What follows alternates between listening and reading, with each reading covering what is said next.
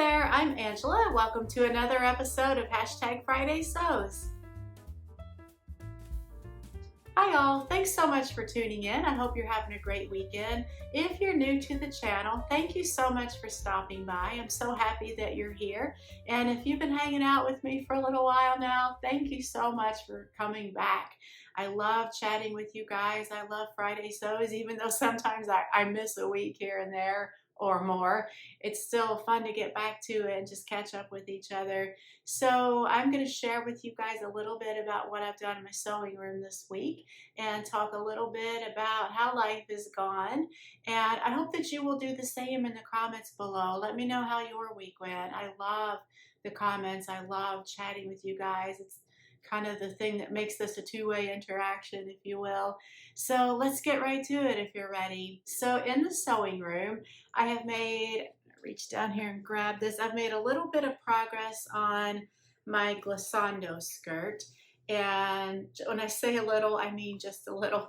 I've got the two front pieces, the left and right side put together. This is like it's a very heavy twill, so it ought to do just fine on the skirt. I'll be sure and at some point put the pattern up here. And I think actually this fabric will be perfect for this skirt. And I do have enough where I could have used this fabric for the pocket bag, but because this is so heavy, I thought it might be like make the waist area, tummy area, like a little bulky or heavier than it needs to be, really. So what I have done, and I picked up this tip from, I think it was from Karina over at Lifting Pins and Needles. I'll put a link to her channel below, and if I can find the video where I saw her do this, I'll link to that specific video. But what I've done for the pocket bag is to choose a coordinating fabric that's a little lighter weight. It's a quilting cotton, actually. I've had this for a long time, and never back when I was quilting heavily, which I do hope to get back to one of these years, but I have a lot of quilting cottons. And so when I saw this, I kind of went rooting around in my quilting fabric for something to use as the pocket bag for this skirt. And I thought that this was so cute. I'll hold that up so you guys can see. I thought the colors just looked really well together. So I went ahead and did that. It's going to make kind of a fun little surprise, like inside the pocket. Kind of whimsical. I thought that that would just be like so cute. So I've done that. And sorry, it keeps flipping back out. I thought that would be just a little fun, touch of fun to add to it. And then what Karina had also done, and I keep thinking that it was her that I saw this in, on the inside of the waistband, she also used the contrasting fabric. So I'm going to use that for the inside of the waistband too. I thought it would just like provide like a fun little surprise element to the skirt. So I have made progress on this, and hopefully by next week's Friday Sews I'll have the finished skirt to share with you. It's been pretty easy so far. It does, as you can see on the picture, have a fly front. It's a button fly front, and you can adapt it and make it into a zipper fly. I'm going to stick with the buttons just because I haven't done too many buttons and actually buttonholes on my machine that I've had for a couple of years. So I feel like doing all these buttonholes will give me some practice on that. So I am going to stick with the buttons. I've never done any pants that I can recall that had a fly front of any type.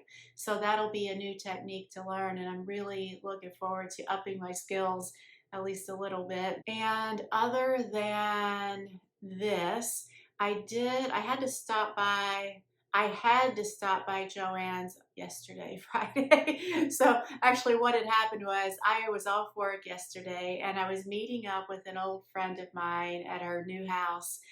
We've known each other for, this is kind of getting a little bit into the life portion, but it ties in with why I had to go to Joanns yesterday. So I dropped our dog off at his little day camp that he goes to, and then I was heading out to my friend's house to meet her. I've never been to this house that she just moved into in May, and I haven't actually seen her since last year. So it's been a while, and I was looking so forward to getting together with her. And I was a little bit early because I wanted to allow plenty of time to make sure I could find her house and allow a little buffer time in case I got lost or the GPS misdirected me or something like that. So I was doing fine, and actually it was quicker than I expected it to be to get towards in her general area. So there happened to be a Joann's along the way. This is a Joann's I've been to many times. It's probably maybe 15 minutes drive from my house. I have two of them that are both about 15 to 20 minutes drive for me, just in different directions. So I thought, well, let me just pop in. I don't want to surprise her early. She was actually making lunch for us. She's a fantastic cook. And I don't want to surprise her in case she's still working on everything. So I stopped into Joann's just to peek around a little bit. And they were having McCalls on sale for $1.99. And as you might have heard me say in a previous video, it's probably been a while, but I have a list app that I have on my phone. You could put any kind of a list on there. One of the lists that I keep, it's like a running list, is patterns that I'm interested in, or if there's a sale, these are the ones that I would like to buy. So I do keep that list, and I had some McCall's patterns on the list. So I thought, let me just take a look and see if they have these in stock. And lo and behold, they did. So I picked up, I think it's 4 of them. I'm going to share those patterns with you. But before we do that even, I still owe you guys my pattern haul from Style Arc sale that they just had recently. So I'm going to show you those first, and then we'll look at McCall's. And as you might know, you probably do know, if this is, unless this is your first time watching any of my videos, you probably know that I'm on a self-imposed fabric buying ban this year for the most part, but that doesn't include patterns. So if there's a good sale, I'm going to take advantage of it. So let's look at Style Arc now. So the first one, and I'll pop these up here as I go. The first one is the Bob Woven Pant. I love the shape of these pants, and I kind of had my eye on this for a little while. I have never sewn with a Style Arc pattern, even though I do have a few of them. But I'm trying to get them while they're on sale, and then I'll at least have them in my pattern collection. But anyway, what kind of sent me over like the tipping point to do this, to get this pants pattern, was I saw a recent video of Whitney's from Tomcat Stitchery. I'll link that video below, where she made these pants. She made like a top and a pants, a cute little summer outfit out of a double gauze, and it was so cute. And that kind of like, if I was hesitant before, that just did the trick. I thought, okay, they are so cute made up. I am going to go ahead and get that pattern. So I got them, and I don't know like when I'll get around to making these up. And as many of you probably have heard it said, pattern buying or collecting and fabric collecting can and often is a whole separate hobby than sewing. So yeah, I figure my stopping point's going to be when I no longer have space. Of course, that's what happened to me with all my fabric, and why I'm on a fabric ban.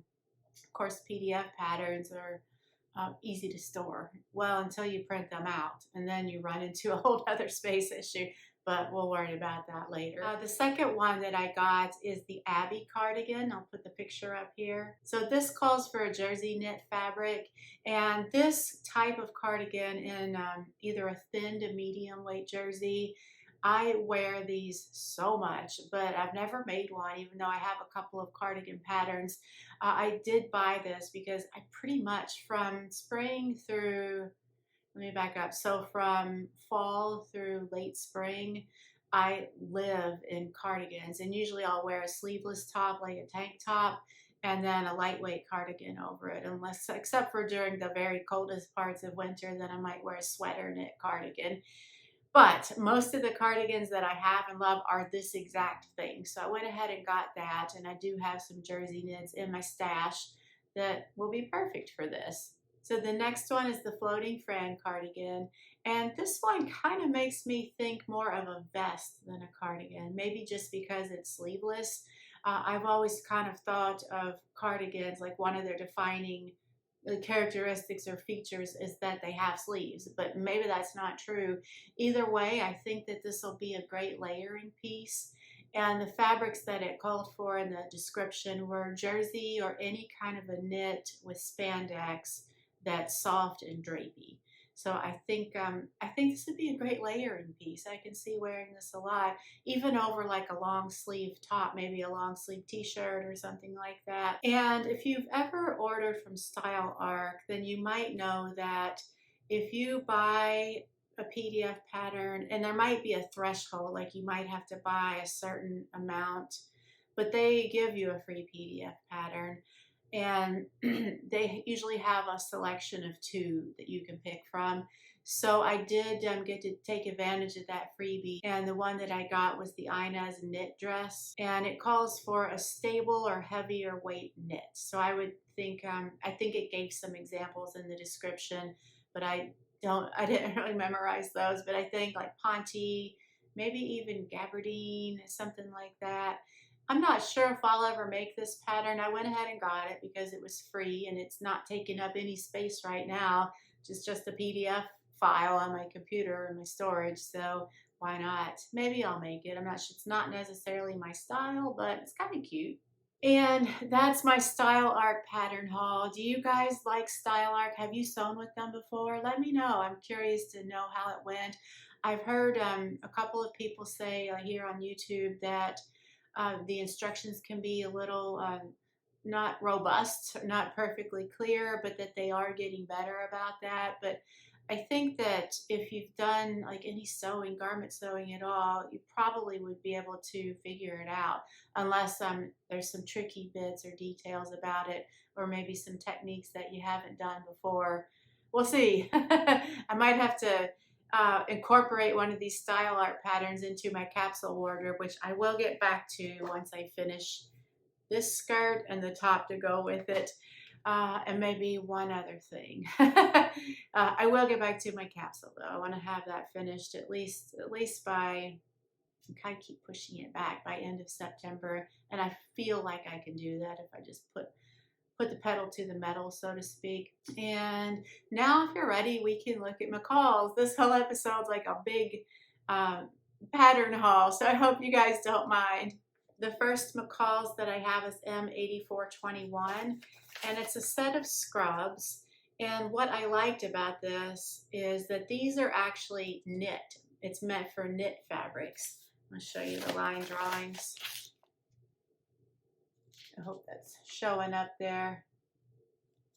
And it calls for stretch knits only, such as cotton spandex, French terry, rayon, nylon, spandex knit. I thought that was interesting. I worked as a laboratory technician for many, many, many years, for most of my working career, until I took a new job last year and went in a total 180-degree different direction. I wore scrubs sometimes because I learned quickly on that wearing nicer clothes to work in the laboratory, even sometimes with the lab coat on, I ruined like more than one nice item of clothing just from cleaning chemicals like bleach splashes and things like that. So yeah, I thought this was good, and even though I am not planning to wear this to work in a lab any longer, what I liked about it and what I would probably maybe use this for is just an exercise outfit, provided the fabric has enough stretch, just because I like all the pockets.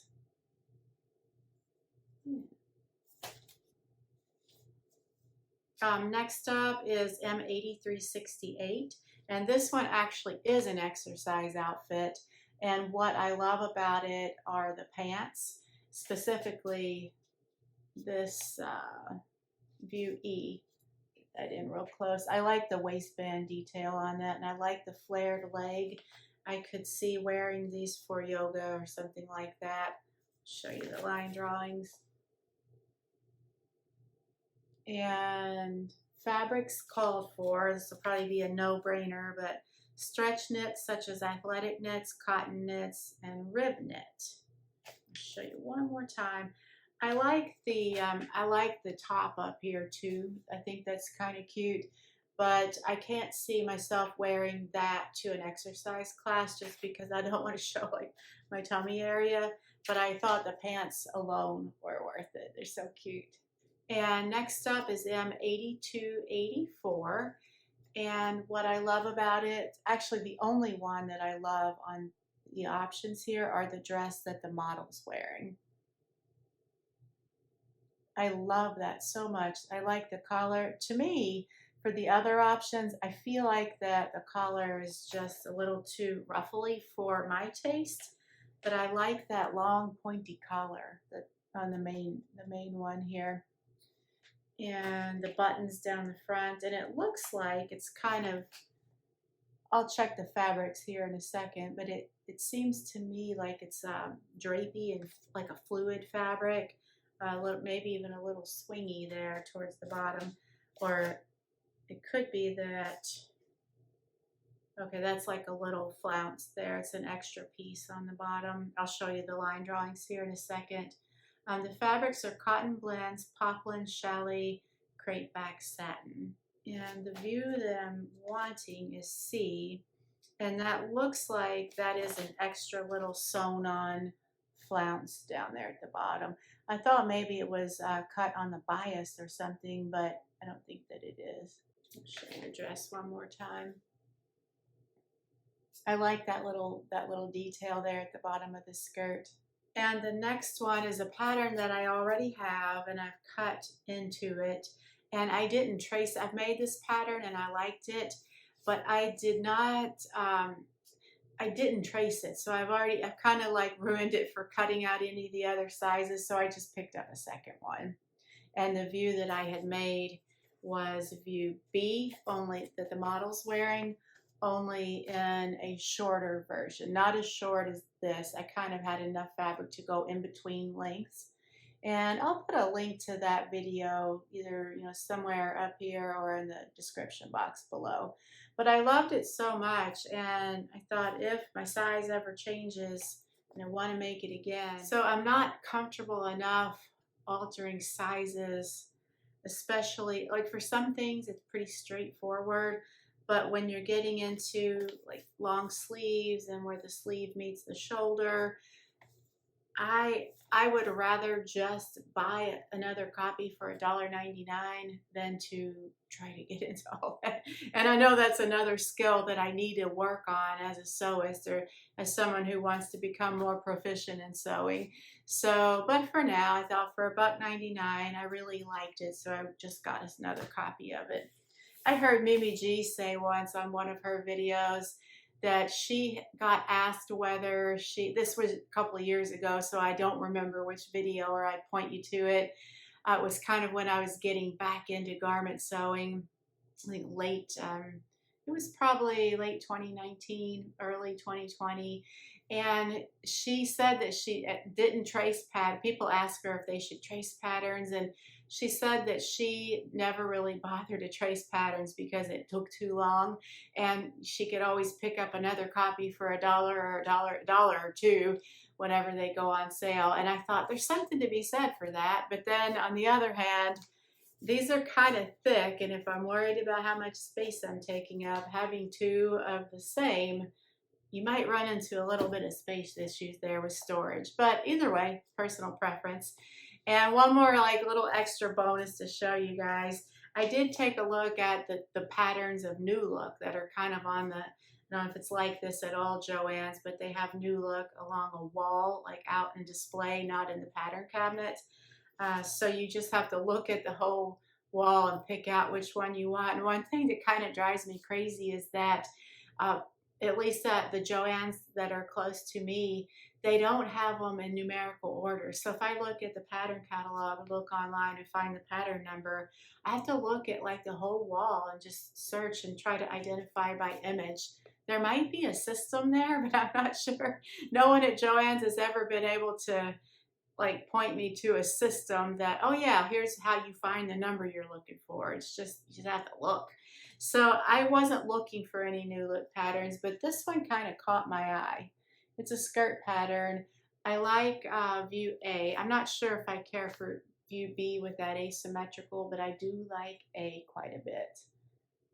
I think that's really lovely. I like that you get a fuller skirt, but without having a lot of bulk at the waistline.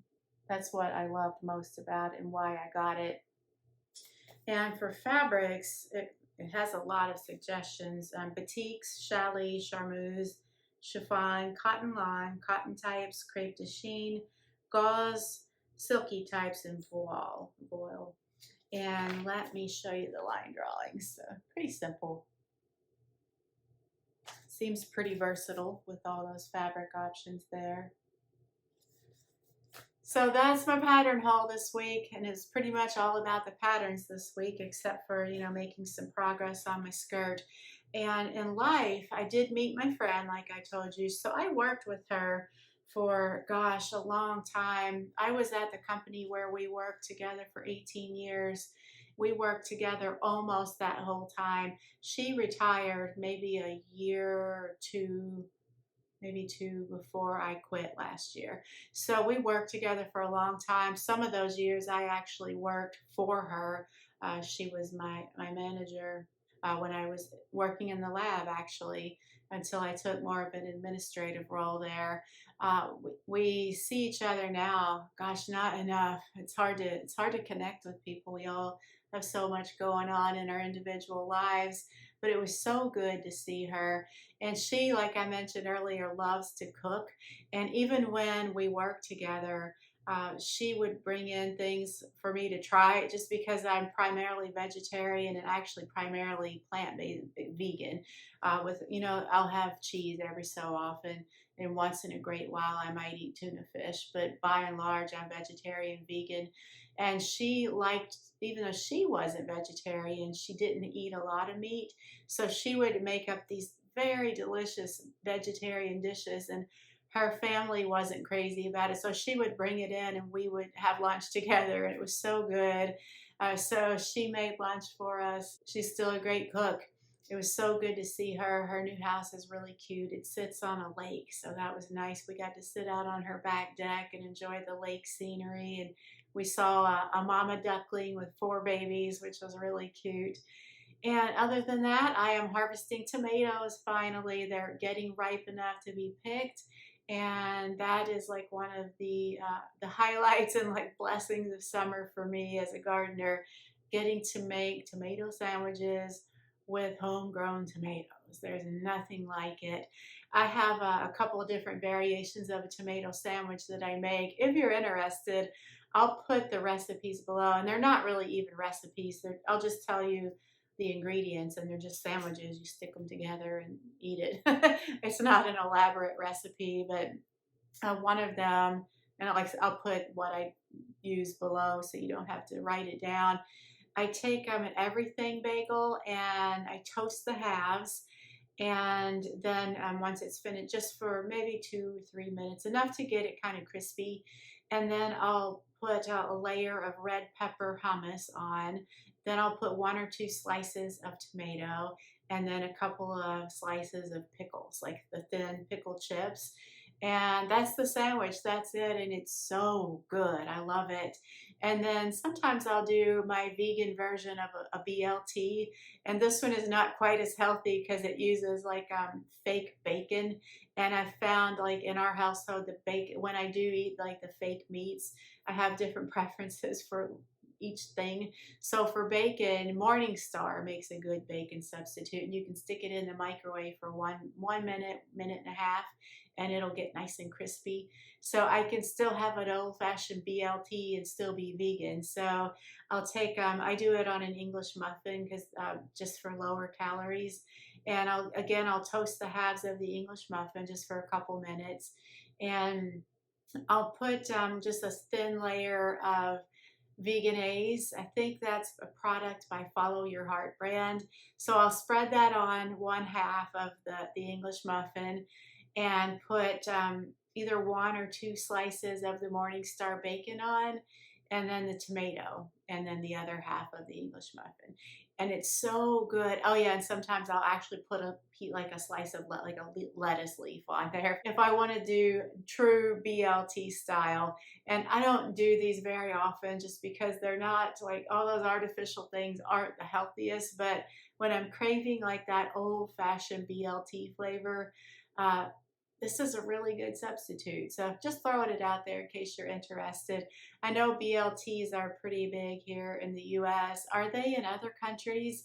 Any of you guys that are in the UK and Europe, Australia, anywhere else, Africa, South America, let me know. Other parts of Asia, let me know in the comments if BLTs are a thing where you are. I would love to know. And that's about it. That's pretty much it. Thanks so much for hanging out with me. I appreciate it. I love chatting with you guys. And I hope that you will tune back in next week when I hope to show you my finished glissando skirt. And maybe I'll even have started on the top to go with it. And that is about it. Thanks again. I hope you continue to have a great weekend and have a great week next week. And I'll talk to you later. Bye.